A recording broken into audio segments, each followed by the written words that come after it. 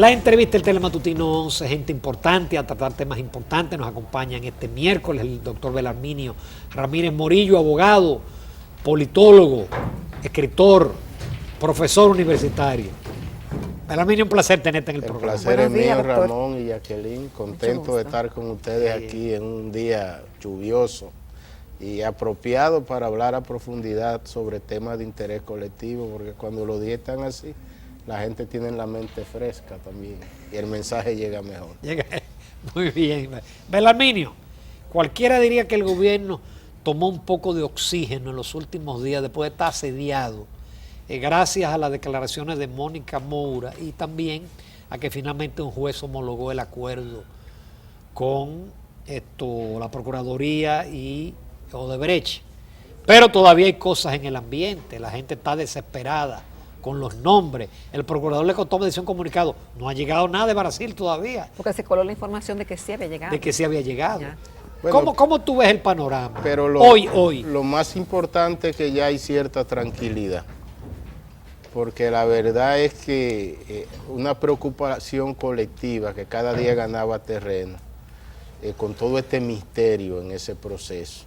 Pero esas declaraciones ya por lo menos despejan lo que es la vinculación del liderazgo de Danilo Medina. Porque ahí era que estaba la preocupación mayor, porque un país como este, con un déficit de liderazgo tan grande, con los partidos políticos que van como caña para el ingenio, si se ensucia la imagen de la primera figura de la nación, las consecuencias son impredecibles. Entonces ya todo esto aclara el panorama y es muy bueno que haya sido así.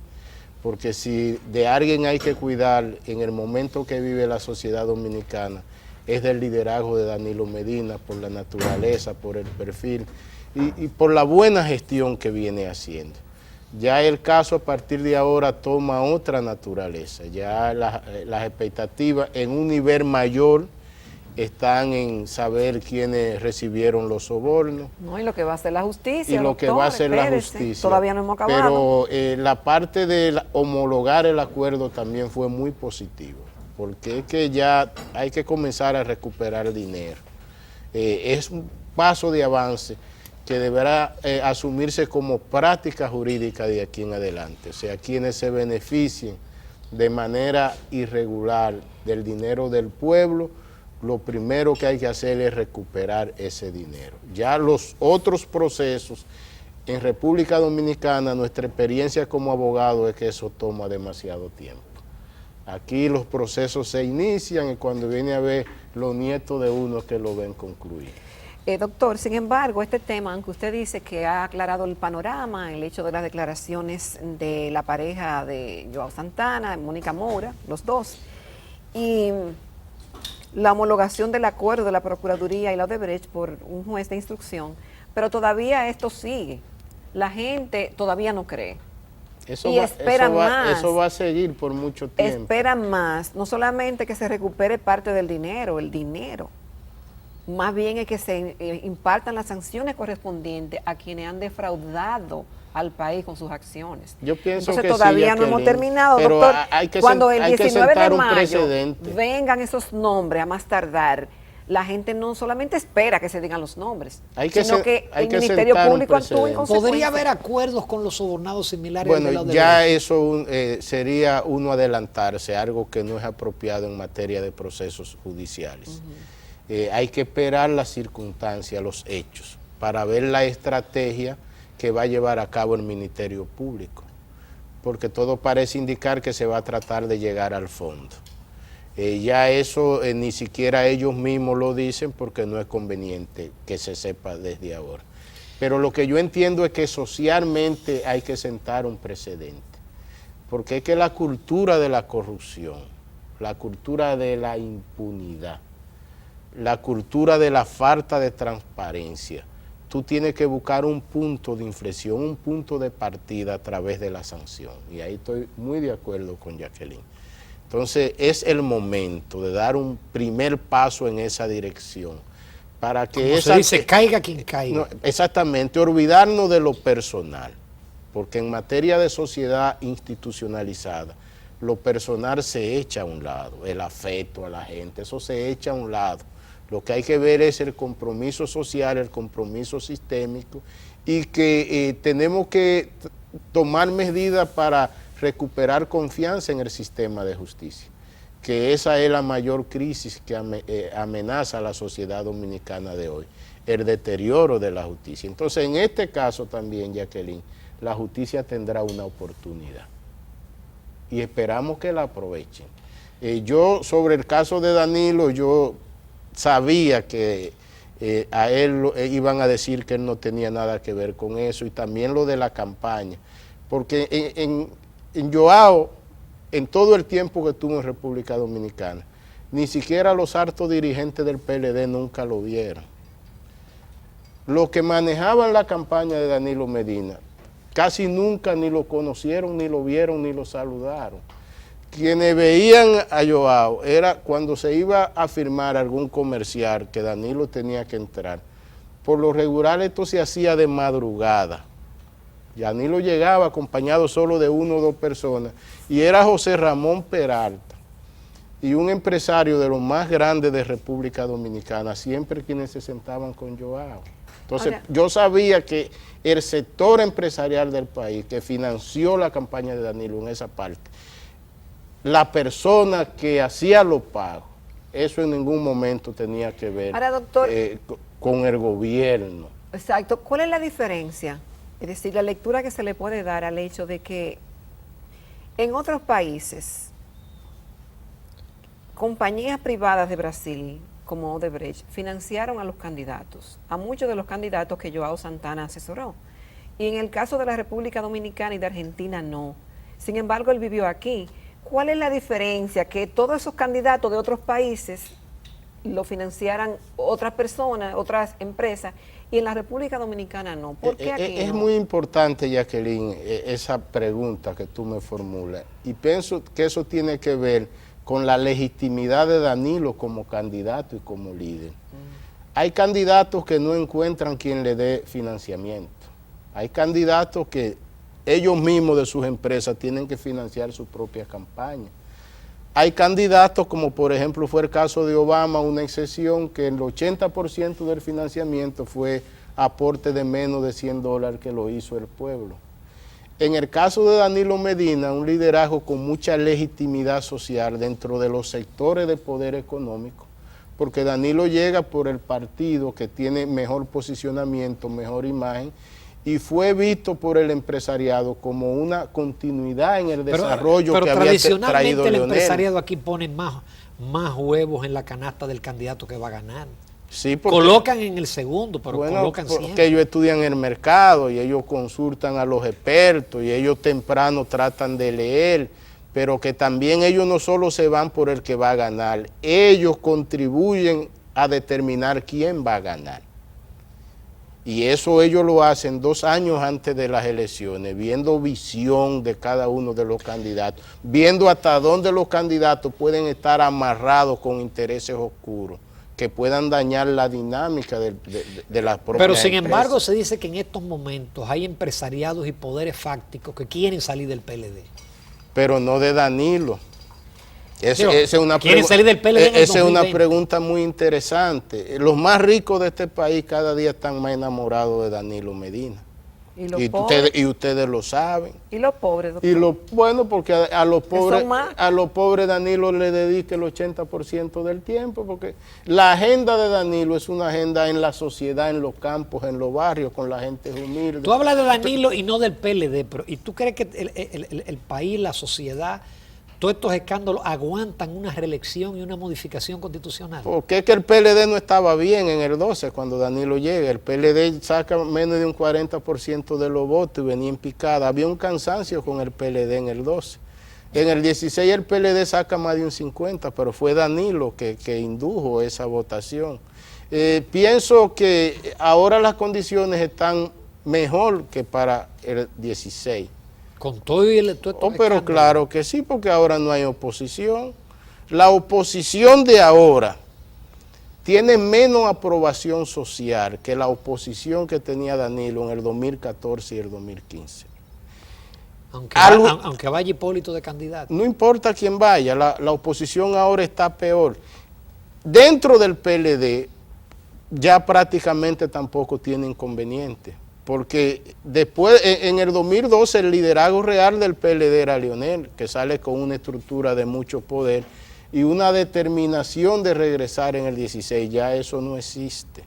Entonces yo simplemente percibo que cuando llegue enero del año próximo, automáticamente ese tema se va a poner en la dinámica de la discusión cotidiana y eso es lo que va a suceder en enero del año próximo. Vamos a hacer una breve pausa, Belarminio, que podemos seguir en eso y en otros temas. Quédense con nosotros, en unos minuticos volvemos.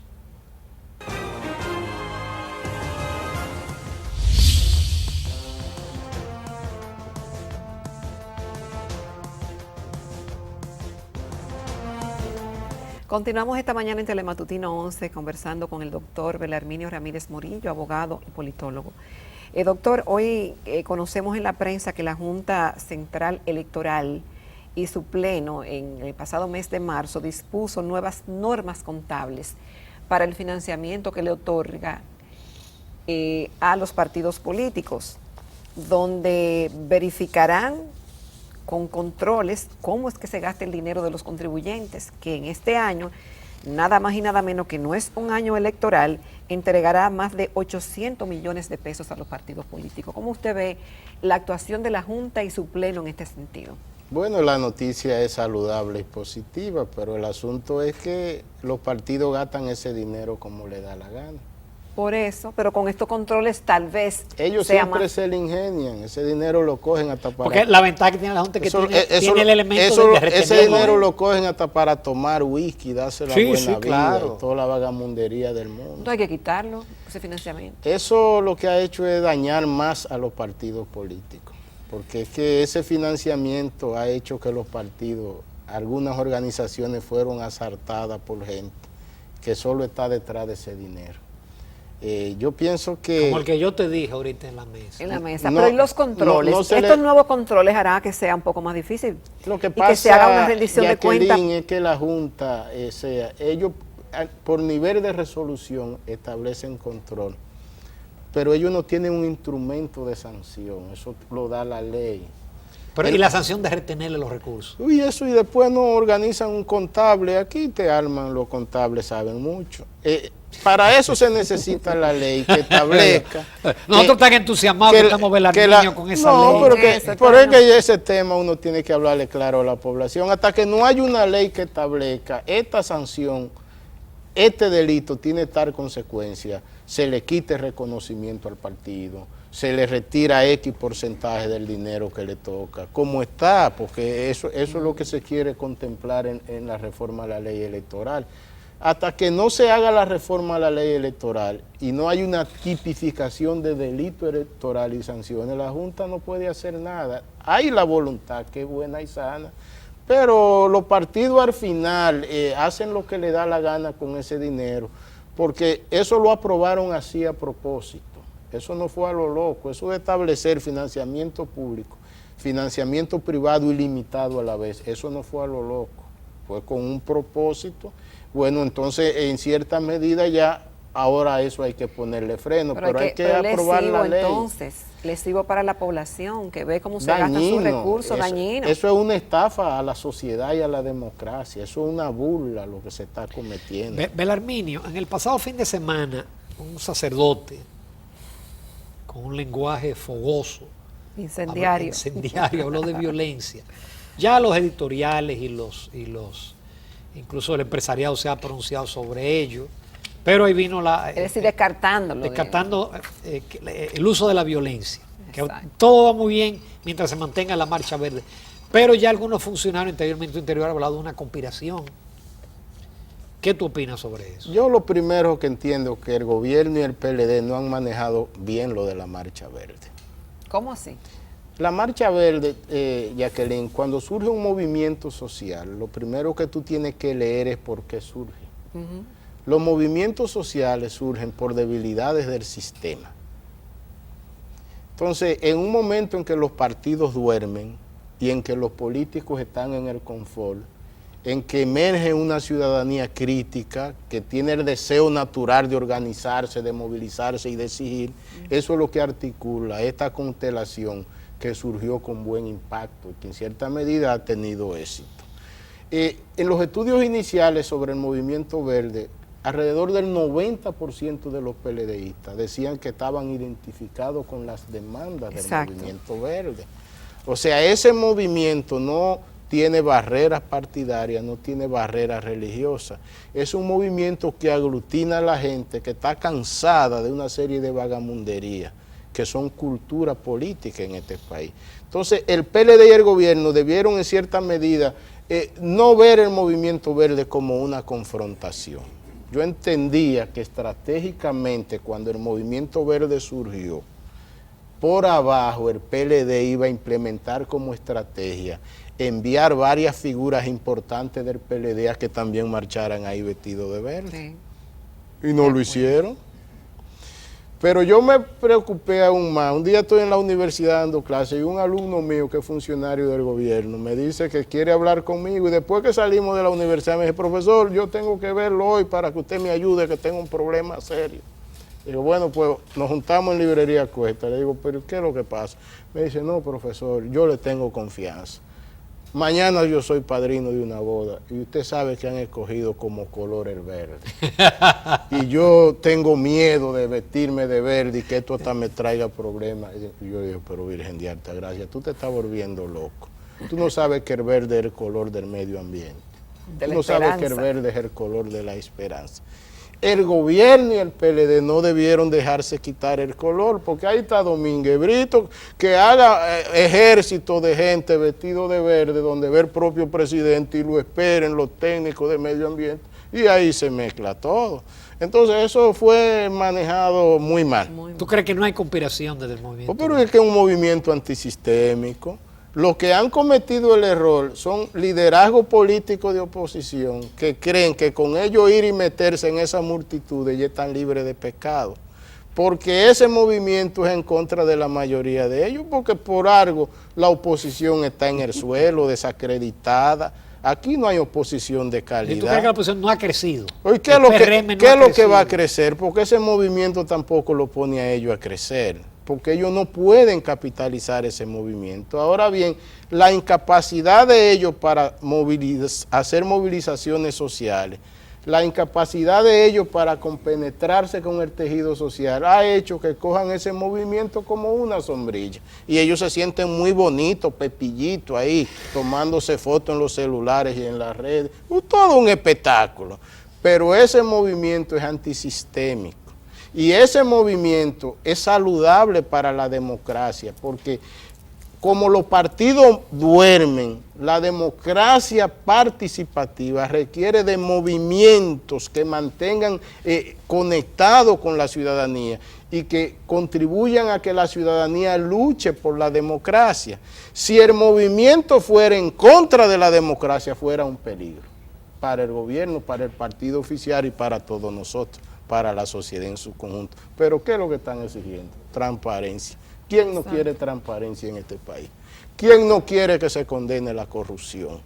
¿Quién no quiere que se le ponga freno a esta cultura que un grupo de charlatanes de la noche a la mañana se alzan con miles de millones de fortunas, mientras tú tienes hospitales sin medicina, donde todavía tú tienes escuelas que no están bien equipadas? Entonces, el movimiento verde, la esencia y el espíritu, es la esencia y el espíritu de la ciudadanía sana del pueblo dominicano. Entonces eso hay que manejarlo con otra inteligencia. Lamentablemente dejaron pasar el momento de lograr la sinergia gobierno y PLD con las demandas y expectativas de ese movimiento social. Belarminio. ¿Ya terminamos? Sí, ya terminamos, caray, pero siempre habrá oportunidad de invitar a Belarminio a tratar estos temas de interés. Estoy muy de acuerdo con la última parte que trataste con el tema del movimiento. Es que hay mucha miopía y mucha ceguera, y más cuando se está en el poder. Hay gente ahí que tienen miedo a todo. Pero ha habido que se deja hasta de pensar, de tener proactividad. Dos PLDistas que se han manifestado así fuertemente con el tema del... Ahí debió haber varios senadores del PLD, varios diputados caminando con ellos, al frente, porque son ejemplos de transparencia y porque han hecho vida política y vida pública promoviendo la transparencia. Pero acuérdense que iban a hacer una marcha, es decir, como la contrapartida de la No marcha aparecieron unos locos que estaban en eso también, bueno. que afortunadamente no se dio. No se Pues dio. sí. Belarminio, muchísimas gracias. Gracias Nos vemos a pronto. ustedes. Nos vamos a comerciales. En el próximo segmento vamos a conversar con Nicauli de la Mota.